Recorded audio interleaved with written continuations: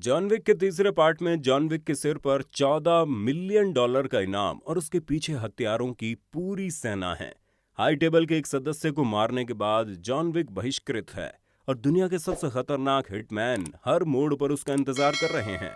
Film शुरू होती है जॉन विक और उसका पिटबुल न्यूयॉर्क शहर की सड़कों पर दौड़ रहे हैं।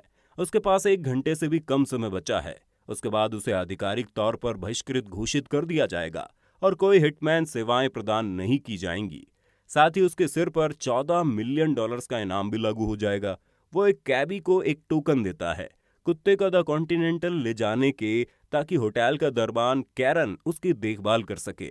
जॉन न्यूयॉर्क पब्लिक लाइब्रेरी जाता है जहां उसे मारकर सिक्कों वाली एक किताब और उसमें एक हार छिपा हुआ मिलता है। एक हिटमैन अर्नेस्ट आता है और जॉन को मारने की कोशिश करता है। एक भारी किताब के साथ जॉन अर्नेस्ट को मार देता है।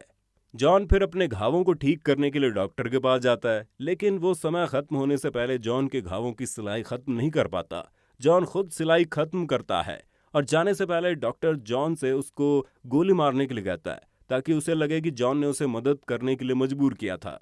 वहां से जॉन विक चाइना टाउन पहुंचता है जहां कुछ हिटमैन उसे फॉलो करते हैं।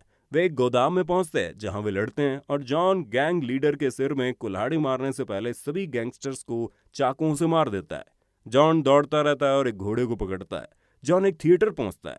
ये रुस्का रोमा का ठिकाना है। रुस्का रोमा एक संगठन है जो हिटमैन तैयार करता है और जहां जॉन ने सब सीखा है। वो द हाई टेबल के एक सदस्य द डायरेक्टर से मिलता है जो जॉन को बचपन से जानती है। जॉन उसे हार देता है जो लाइब्रेरी से मिला था और डायरेक्टर उसकी न्यूयॉर्क से निकलने में मदद करती है। एक अन्य हाई टेबल सदस्य एडजुडिकेटर कॉन्टिनेंटल पहुंचती है। वो विंस्टन से मिलती है और बताती है चूंकि उसने जॉन को 1 घंटे का हेड स्टार्ट दिया है, इसलिए 1 सप्ताह में कॉन्टिनेंटल के मैनेजर की पोस्ट छोड़नी होगी। इस तरह वो द बोवेरी किंग से मिलती है और उसे पद छोड़ने के लिए कहती है क्योंकि उसने जॉन की मदद की थी। इस बीच जॉन एक पुरानी दोस्त सोफिया से मिलने के लिए कैसाब्लांका जाता है जो उसके 2 वफादार और शातिर जर्मन शेफर्ड कुत्तों के साथ मिलती है। जॉन उसे एक मार्कर देता है जो सोफिया ने जॉन को दिया था जब उसने सोफिया की बेटी को बचाने और छिपाने में मदद की थी। वो जॉन की मदद करने के लिए तैयार हो जाती है।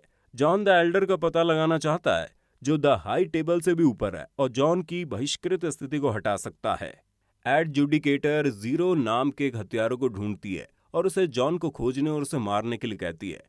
एडजुडिकेटर और उसके आदमी तब द डायरेक्टर के पास जाते हैं क्योंकि उसने जॉन को न्यूयॉर्क से बाहर निकलने में मदद की थी। द एडजुडिकेटर डायरेक्टर के सहयोगियों को मार डालती है और उसे द हाई टेबल के प्रति अपनी वफादारी साबित करने के लिए मजबूर करती है। सोफिया जॉन को बरराडा से मिलने के लिए ले जाती है ताकि वो जॉन को रेगिस्तान में द एल्डर का स्थान बता सके, लेकिन बरराडा बताता है जॉन उससे तभी मिल पाएगा जब द एल्डर खुद जॉन को मिलना चाहता है। बर्राडा मदद के बदले में सोफिया के कुत्तों में से एक की मांग करता है। सोफिया के मना करने पर वो कुत्ते को गोली मार देता है। कुत्ता बच जाता है, लेकिन सोफिया नाराज हो जाती है। गुस्से में वो और जॉन बर्राडा के लोगों को मार देते हैं। एडजुडिकेटर फिर से द बोवेरी किंग से मिलने जाती है। वो कहता है उसका पद छोड़ने का कोई इरादा नहीं है। सजा के तौर पर एडजुडिकेटर जीरो को बोवेरी किंग को 7 बार काटने का आदेश देती है। सोफिया जॉन को रेगिस्तान में ले जाती है और उसे वहीं छोड़कर अपने रास्ते चली जाती है। वो बेहोश होने तक रेगिस्तान में चलता है। द एल्डर उसे ढूंढ लेते हैं और जॉन को बताता है वो जानता है कि जॉन वहां क्यों आया है।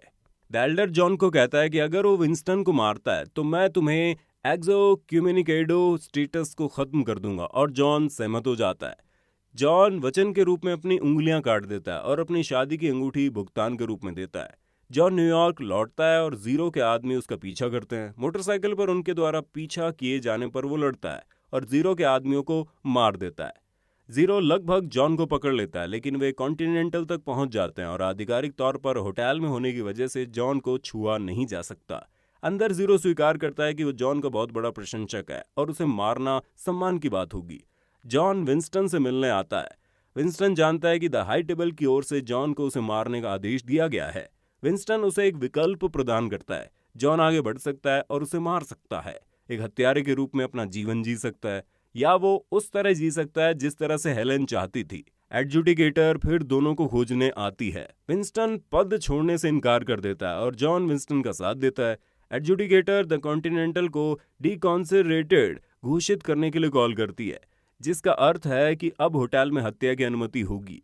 लड़ाई की संभावना होते ही विंस्टन ने जॉन और चारोन के लिए अपने हथियारों का भंडार खोल दिया और वो जॉन के पिटबुल के साथ अपने सुरक्षित कमरे में चला गया।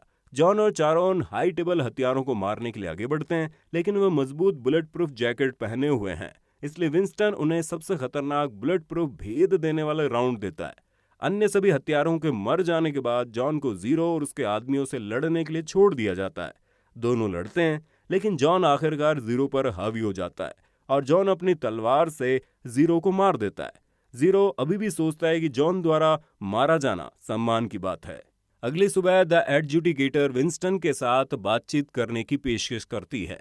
ये होटल की छत पर मिलते हैं, जहां पर विंस्टन को द कॉन्टिनेंटल में रहने देती है, इस शर्त पर कि जॉन को मार दिया जाएगा। विंस्टन जॉन को गोली मार देता है। एडजुडिकेटर होटल विंस्टन को सौंप देती है और होटल से जाते हुए देखता है कि जॉन की डेड बॉडी लापता है। वो विंस्टन को सूचित करती है और उन्हें पता चलता है जॉन अभी भी जिंदा है। ये बहुत ही बड़ी समस्या है। जॉन को बेवेरी किंग के आदमी उठा ले जाते हैं। वो जॉन को देखता है और उसे बताता है कि द हाई टेबल से वो नाराज है। वो जॉन से पूछता है क्या वो भी नाराज है, और जॉन कहता है हाँ वो है। यहीं पर एंड होता है।